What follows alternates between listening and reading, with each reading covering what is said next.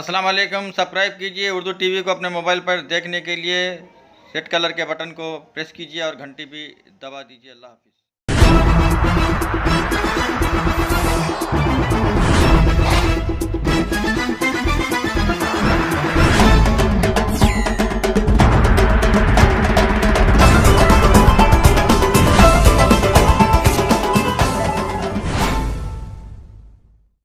अस्सलाम वालेकुम नाज़रीन, आप देख रहे हैं Urdu TV Telangana news channel. मैं हूं आपके सामने रफ़ीक नूरी, सीनियर जर्नलिस्ट। ज़िले कलेक्टर संगारेड्डी मिस्टर वेंकटेश्वरलू ने आज संगारेड्डी में प्रेस कॉन्फ्रेंस से खिताब किया। लीजिए, ज़िले कलेक्टर संगारेड्डी की प्रेस कॉन्फ्रेंस आपके सामने है।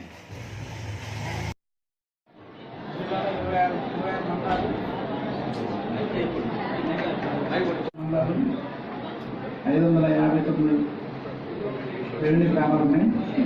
దీనికి సంబంధించి అతి ముఖ్యమైన విషయం, గతంలోనే భూ ప్రక్షాళన కార్యక్రమం రాష్ట్రంలోనే మొట్టమొదటిసారిగా మన సంగారెడ్డి జిల్లాలో చేపట్టడం జరిగింది.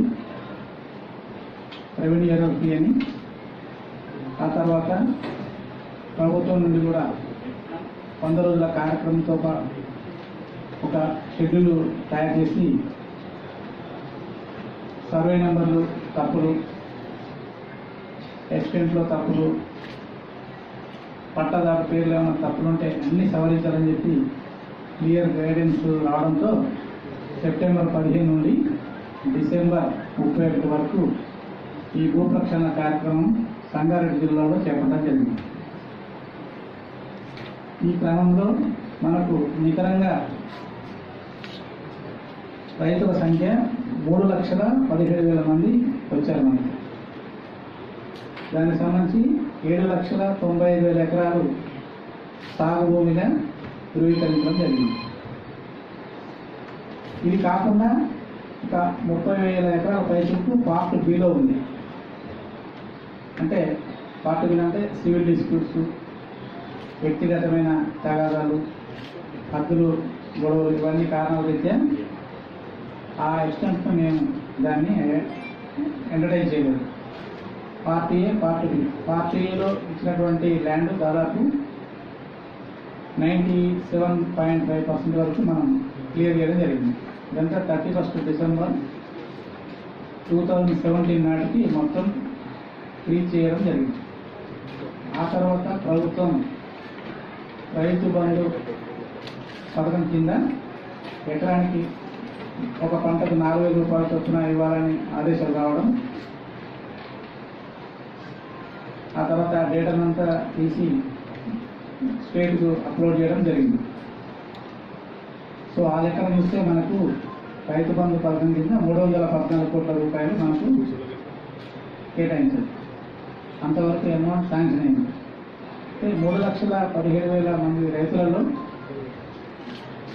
మనకి ఆధార్ లేని వారు కొంతమంది, ఆధార్ ఉన్న ఫోటోను కేవలం నా పర్మిషన్ లేకుండా వాడకూడదని చెప్పేవాళ్ళు కొంతమంది, ప్లస్ మనకు ప్రింటింగ్ వచ్చినటువంటి బుక్స్ లోపల కూడా, పాస్బుక్లో కూడా కొన్ని చిన్న చిన్న మిస్టేక్స్ రావడం, అవి పంపిణీ దశలోనే ఐడెంటిఫై చేసి చేయడం జరిగింది. మొత్తం మీద సంగారెడ్డి జిల్లాకు సంబంధించి 26,212 వరకు ఈ మిస్టేక్స్ను గుర్తించి ఆ పాస్బుక్లు ఆఫ్ చేయడం జరిగింది. ఈ క్రమంలో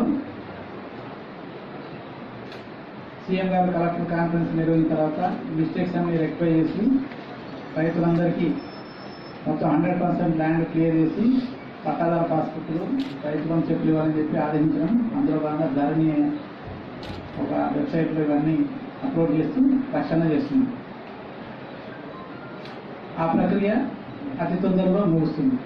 సో ఇప్పటి వరకు రైతు బంధు పథకం కింద దాదాపు 275-80 కోట్ల వరకు చెక్కులు ఇవ్వడం జరిగింది. ఆన్లైన్ సిస్టమ్ కాబట్టి ఒకటి చిన్న చిన్న తప్పులు ఉంటాయి. కొన్ని ఫారెస్ట్ రెవెన్యూ డిస్ప్యూట్స్, కొన్ని గవర్నమెంట్ ల్యాండ్ డిస్ప్యూట్స్, కొన్ని బార్డర్స్, ఇట్లా రకరకాల కారణాలు కొంత మళ్ళీ టైం తీసుకొని అవి కూడా క్లియర్ చేద్దాం. సో భూ ప్రక్షాళనకు సంబంధించి ఈ ఐటమ్ కింద సంగారెడ్డి జిల్లా ఎటువంటి తప్పులు లేకుండా